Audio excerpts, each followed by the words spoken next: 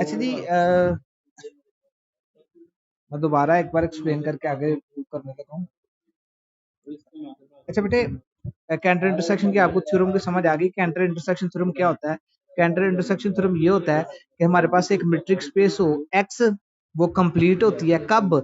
अगर हम उसके अंदर क्लोज सेट्स की एक नेस्टेड सीक्वेंस लें और उनका इंटरसेक्शन क्या आए? नॉन एम्प्टी आए। तो बेटे सबसे पहले मैं क्या करूंगा, मैं ये मान लूंगा कि जो हमारे पास मीट्रिक स्पेस है एक्स ये कंप्लीट है, और साबित कर दूंगा कि क्लोज सेट्स की जो क्लोज सेट्स का जो इंटरसेक्शन है वो क्या है? नॉन एम्प्टी है। ठीक है जी, इसके लिए देखिए मैं करता हूँ। सपोज दैट, देखें, suppose that X T be a complete metric space, be अ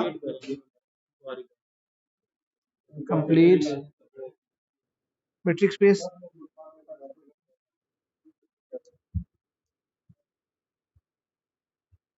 अच्छा कर देता हूँ बेटे, ठीक है।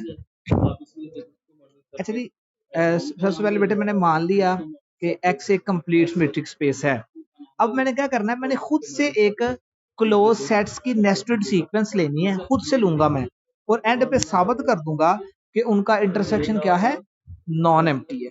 ठीक है जी। मैं कहता हूँ लेट, और लेट कर लेता हूँ, लेट, मैं बुक के मुताबिक करवाऊंगा। Let F1, F2, F3 up to so on Fn,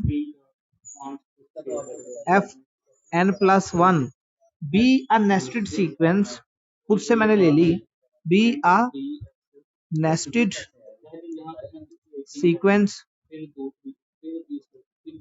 of closed sets, of closed sets।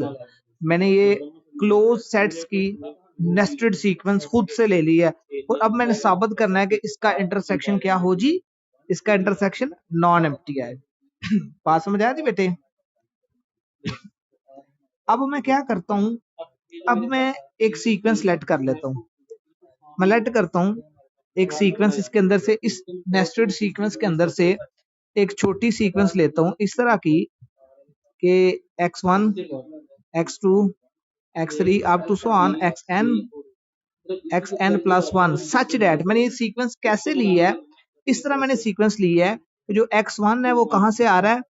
f1 से आ रहा है। जो x2 है वो कहां से आ रहा है? f2 से आ रहा है। और जो x3 है इस सीक्वेंस का, वो कहां से आ रहा है? f3 से आ रहा है, अप टू सो ऑन। इसी तरह, इस तरह मैंने एक सीक्वेंस जो है ना वो लेट कर ली है। ठीक है जी। अब बेटे आपको पता है जो नेस्टेड सीक्वेंस होती है ना, वो क्या होती है? मैंने बताया था कि ये देखें, अगर मैं यहाँ पे डायग्राम बनाऊं नेस्टेड सीक्वेंस की, तो वो क्या बनेगी हमारे पास, यानी कि ये हमारे पास F1 बनेगा सबसे बड़ा, F1, फिर F2 उससे छोटा, फिर F3 उससे और छोटा, और ऐसे आगे, और ये ऐसा ऐसा एक पॉइंट की तरफ मूव कर जाता है। ठीक है ना, एक पॉइंट की तरफ मूव कर जाता है। यानी कि आप कह सकते हैं कि देखिए यहाँ पे इसका डायमीटर क्या है? यहाँ पे इसका डायमीटर बड़ा है, यहाँ पे आके इसका डायमीटर और छोटा हो जाएगा, यहाँ पे आके इसका डायमीटर और छोटा होगा, यहाँ पे आके इसका डायमीटर और छोटा हो जाएगा। यानी कि आप ये कह सकते हैं कि नेस्टेड सीक्वेंस का जो डायमीटर है ना, डायमीटर है, वो जीरो को अप्रोच करता है। ऐसे ही है बेटे, क्योंकि डायमीटर डिस्टेंस होता है ना, तो ये कभी भी नेगेटिव वैल्यू नहीं हो सकती, ये सिर्फ जीरो को अप्रोच करेगा। ज्यादा से ज्यादा ये क्या हो सकती है? जीरो को अप्रोच करेगा। बात समझ आ रही बेटे? अब आपको यहाँ पे देखो पता है कि हमने ये x1 f1 से लिया है, x2 x2 से लिया है, और x3 f3 से लिया है। तो यहाँ पे आपको एक चीज का पता होना चाहिए कि जो आपकी ये नेस्टेड सीक्वेंस है, ये जो होती है, आप कहेंगे कि सिंस इसका जो डायमीटर है सीक्वेंस का, एफ एन का, वो अप्रोच करता है जीरो को। कब? अगर एन अप्रोच करे इन्फिनिटी को। तो देखिए ना, इन्फिनिटी को अप्रोच करने का क्या मतलब है? जो जो आप एन की वैल्यू बढ़ाते जाएंगे, उसका डायमीटर क्या होता जाएगा? मजीद छोटा होता जाएगा। यानी कि उसका डायमीटर जो है वो अप्रोच करता जाएगा जीरो को, अगर एन किसको अप्रोच करेगा? इन्फिनिटी को। बात समझ आ रही है बेटे? अगर ये जीरो को अप्रोच कर रहा है तो इसका ये मतलब नहीं है कि ये जीरो ही होगा, यानी कि ये जीरो को अगर अप्रोच कर रहा है तो ये जीरो होगा नहीं, ये किसी एक पॉजिटिव नंबर से छोटा हो सकता है। यानी कि एक हम कह सकते हैं कि हम कह देंगे देन फॉर, हम कहेंगे then for epsilon greater than zero there exist positive number, positive number आप उसको कह लें जी, पॉजिटिव नंबर आपके पास क्या है जी, एंड नॉट सच दैट इसका जो डायमीटर है एफ एन का वो लेस देन हो जाएगा एप्सिलॉन से, ठीक है, for all N greater than equal to N naught. बेटे इस बात की समझ आई है आपको?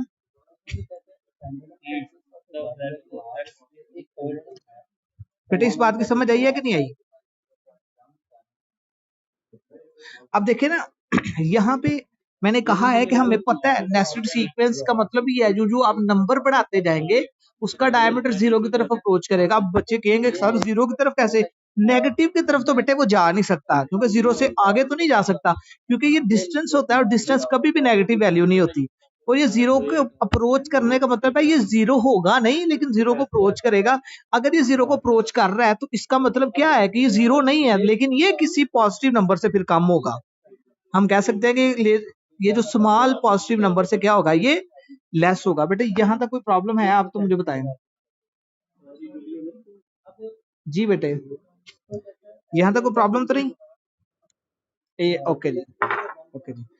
अब देखिए हमें पता है, मैं बुक के मुताबिक बेटे करवा रहा हूँ ताकि बुक से आपको बाद में पढ़ने में आसानी हो, ठीक है।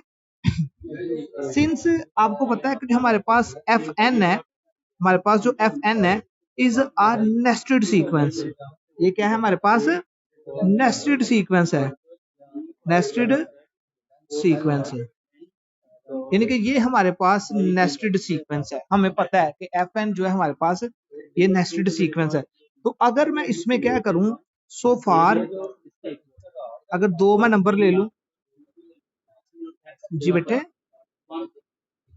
बिल्कुल कह सकते हैं, यानी कि जो जिसका जो बढ़ता जाए वो उसका डायमीटर छोटा होता जाए, ठीक है, डिक्रीजिंग भी आप कह सकते हैं, ठीक है जी।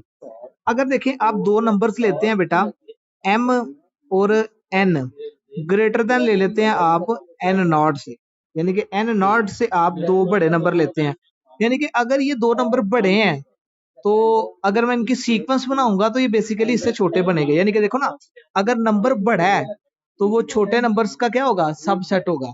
यानी कि देखें आगे पेज पे मैं एक्सप्लेन दोबारा कर देता हूँ। अगर ये नेस्टेड सीक्वेंस है मेरे बच्चों, तो हमें क्या चीज मिलेगी यहाँ से, अगर ये नेस्टेड सीक्वेंस है तो हमें पता है फॉर, हमने कहा हुआ है कि m and n greater than n not है, तो डेफिनेटली अगर ये ग्रेटर देन n नॉट है कि अगर मैं एफ m लूंगा, एफ m बड़ा है ना, तो ये बेसिकली क्या आएगा, छोटा आएगा किससे, एफ n नॉट से। बात समझ आ रही है? सिमिलरली अगर मैं एफ n लूंगा तो ये भी छोटा आएगा किससे, एफ नॉट से। बात समझ आइए बेटे, क्योंकि यहाँ पे m इससे बड़ा है ना नॉट से, तो सेट नेस्टेड सीक्वेंस के अंदर ये छोटा होगा, इस तरह मैंने बताया अभी आपको। बेटे बात समझ आ गई, ये क्लियर हो गई है?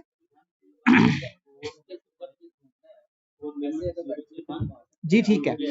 अब मैं क्या करता हूँ, मैं लेट करता हूँ दो दो मैं ले लेता हूँ अपने पास सीक्वेंसेस एक्स एम और एक्स एन, ये दो मैं सीक्वेंस ले लेता हूँ। कहाँ से मैं ले लेता हूँ, एफ एन नॉट से ले लेता हूँ, ठीक है, for all M and N greater than N naught. इनके इससे मैं दो सीक्वेंस ले लेता हूँ, तो इनके ऊपर इनका डिस्टेंस अप्लाई करता हूँ, एक्स एम और एक्स एन, ठीक है जी।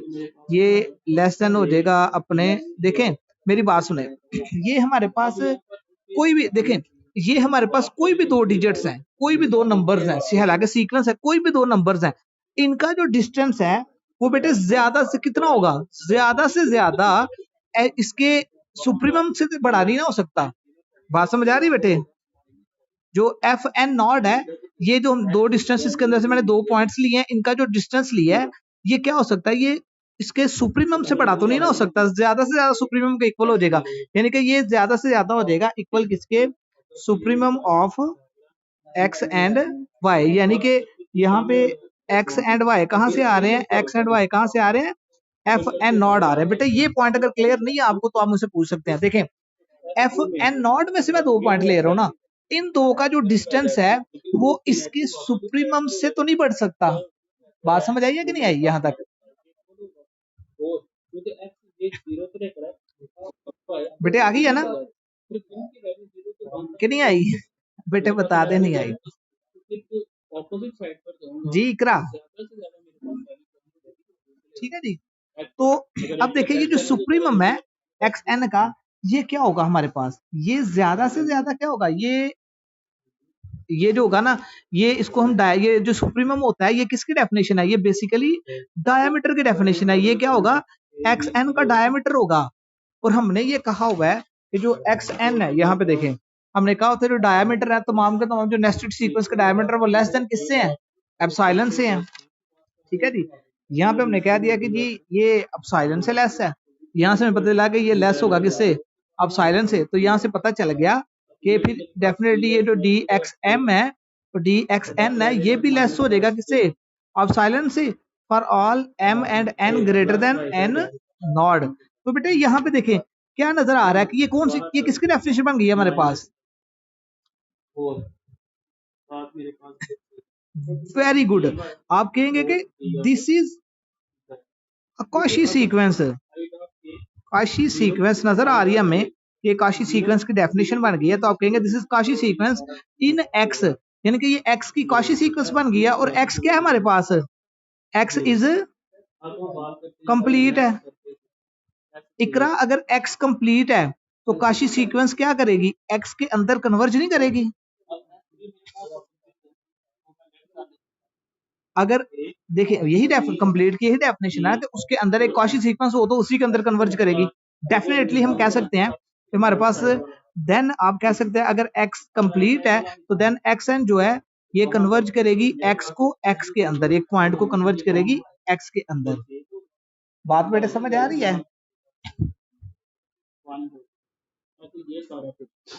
यहाँ तक कोई प्रॉब्लम है तो बताएं।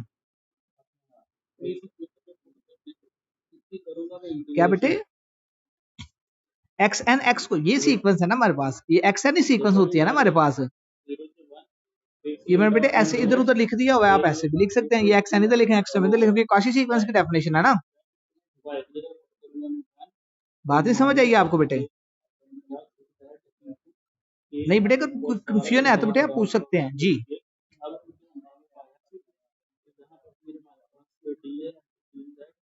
जी बेटे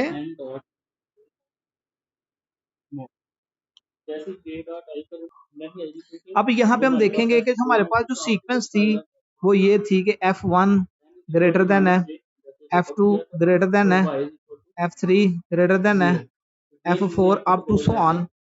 तो ये हमारे पास नेस्टेड सीक्वेंस, यानी कि F1 सबसे बड़ा है। तो हमारे पास जो सीक्वेंस है एक्स एन वो तो ये थी, हमारे पास जो सीक्वेंस आई थी वो थी X1 X2 X3 up to so on, ये थी ना हमारे पास सीक्वेंस। अब ये सीक्वेंस है हमारे पास।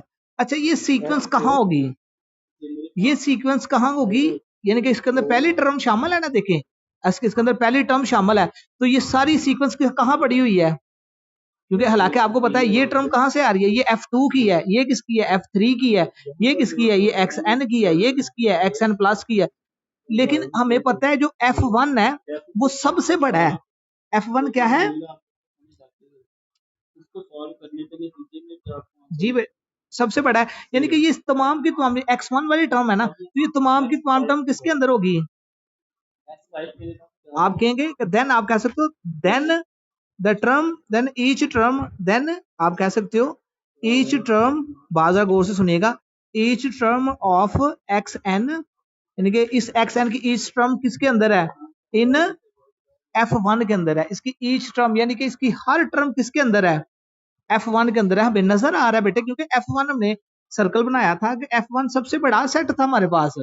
तो इसकी तमाम की तमाम हमें पता है कि ये F2 से F3 से हमें पता है F1 के अंदर ये भी आता है, ये भी आता है, ये भी आता है, यानी कि ये तमाम के तमाम जो सेट्स हैं ये सारे F1 के अंदर आते हैं। तो ये तमाम की तमाम सीक्वेंस किसके अंदर आएगी, F1 के अंदर आएगी। बात सुनिएगा ये F1 के अंदर आएगी ना। और ये सीक्वेंस क्या करती है, ये कन्वर्जेंट सीक्वेंस है ना।